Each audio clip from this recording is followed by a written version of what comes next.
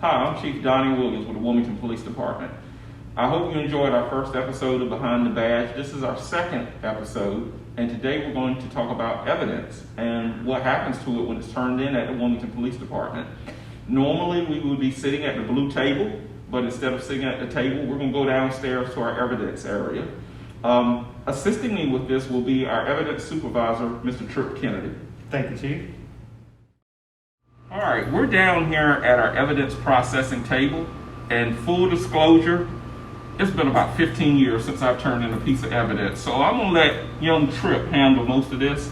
So we're going to assume that this watch here is found property or evidence, and Tripp's gonna walk us how an officer would bring it into the station, package it, and turn it in for processing. All right, yes, sir. Thank you, Chief. So what we're going to do next together is that we're actually going to go through the motions of you submitting a piece of evidence to our property room. For this example, we're going to use this men's watch. Okay. The most important document that you're going to complete when you submit this to evidence is a chain of custody form. That's what we like to call the paper trail. That's a list of everything that has happened to this piece of property from the minute it comes into police custody, from when if it has to be sent to SBI Crime Lab, to when it goes over to court to appear for trial, and then eventually released back to the owner. So in theory, if we fill this out together, then what we would want to do is we're going to bag this piece of evidence. We would use a Sharpie and we would write some identifying information to make sure that we can find it back there, case numbers, things like that, storage locations. Then we're going to heat seal it here. We're always going to check our seal, make sure the seal was good. Date it. And initial it. And again, everywhere that this goes. And we would submit this into one of our secure lockers. So for the purpose of this, we're going to use locker 37. Now, what's interesting about these lockers, once I submit this, go ahead and close that door for me, Chief. I cannot release it, or I cannot unlock it. The only way to get anything out of that is from the other side in our property warehouse. And we tightly audit who has access as a restricted area.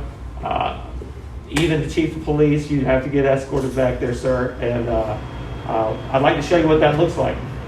Before we go back there, let's talk about this refrigerator, that looking item that's back here. Yes, sir. So some items, we take great consideration when it comes to DNA.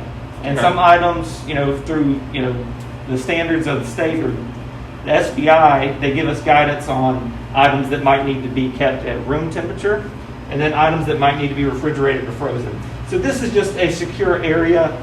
If we open this, we would see individual lockers that look similar to this, where officers and detectives can submit items that they may be concerned with preserving the DNA. Let's show the public what it looks like.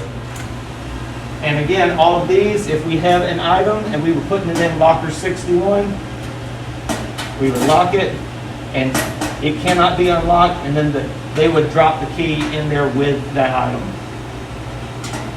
Now, some evidence is going to be a lot bigger than this box here. Correct.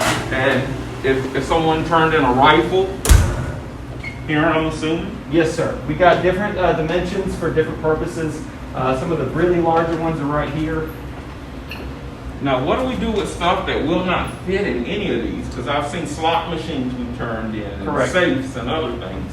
The officers or detectives that would seize those pieces of property, they would coordinate with me or one of the property technicians to utilize our load dock.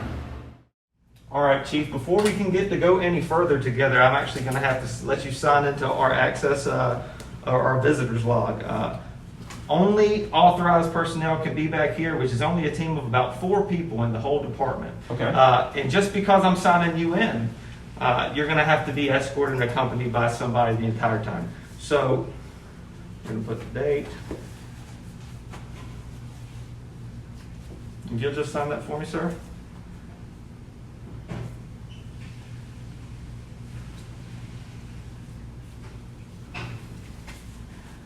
And even though my badge will open most doors in this department, no effect here, it doesn't work. I can't get into this area. we're on the back side of the evidence bin. What goes on behind the bin? All right, so Chief, remember we submitted that piece of evidence in the secure locker that can only be opened from the other side. So we're going to do that right now. Right here, I can see you put it in locker 37. A property technician would remove that piece of evidence. They could unlock so that another officer would have that space ready. And then we move over here to our workstation. We begin assigning a location. So depending on the involvement of this piece of evidence might determine whether we need to put it in short-term storage or long-term storage and things like that.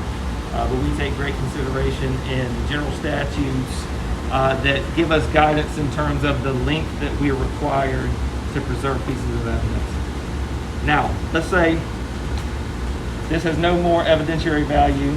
We want to return it back to the owner. They would receive a letter or phone call. We get in touch with them, and they would set up an appointment to come visit us. And the public pickup area is right over here, where we would meet them, whatever date and time that they're available, and we would release that piece of evidence back to them.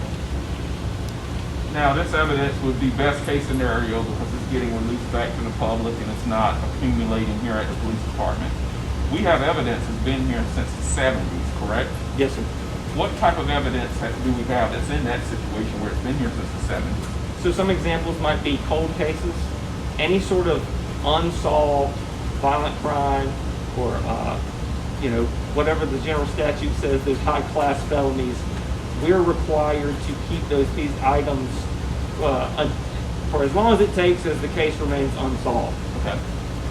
Now, some items, depending on if the person pled guilty or if it was a guilty verdict, there's different requirements the statute gives. Some of them you have to keep for the duration of the sentencing and the duration of until the appeals process is exhausted. So there's a lot of items that we've had for a long time, and we probably will continue to have for a long time. Wow. Well, how many items do you think we would have down here in total? This morning we had over 106,000 pieces of evidence. Wow, 106,000 pieces of evidence. Yes, sir. And part of what we, if there are items that need to be stored out here on the floor because of the size of those items, we put them here. But the shelving that we use, we have 15 shelves that are 30 feet deep and 10 feet high. Wow. Now, let me ask you this. We have a vacancy down in this area right here. Correct. And the day that this video will air will actually be the day that this position closes out. So then we'll go through a process to hire someone to work down here with you. Correct. And just my position and the 4 people that work down here, these are non-sworn positions. When I started with the city back in 2007 as a cadet, I was unsure whether I wanted to be a sworn police officer or if I wanted a career as an administrator. The cadet position treated me very well, and I kind of found my rhythm from the administrative side. There's a lot of really interesting, very cool opportunities for members of the community that might want a career in law enforcement but do not want to be a law enforcement officer. There's a lot of creative ways you can serve your community here, whether it's a property technician or a records clerk or one of our Sting Center analysts. And you hit on something very important, our cadet program.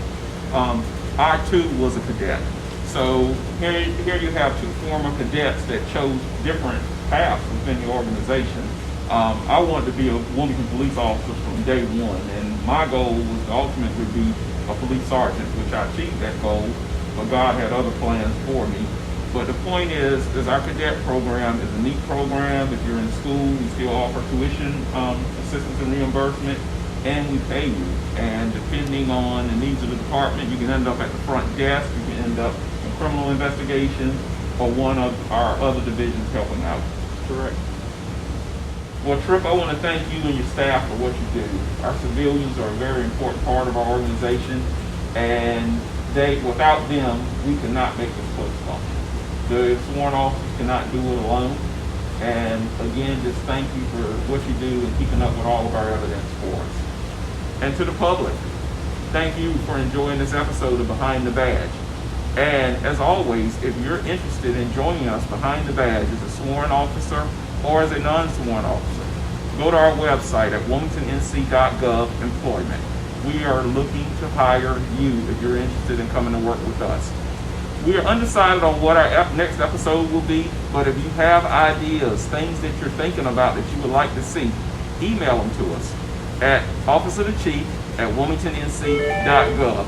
And please put in the topic area behind the badge idea. Thank you.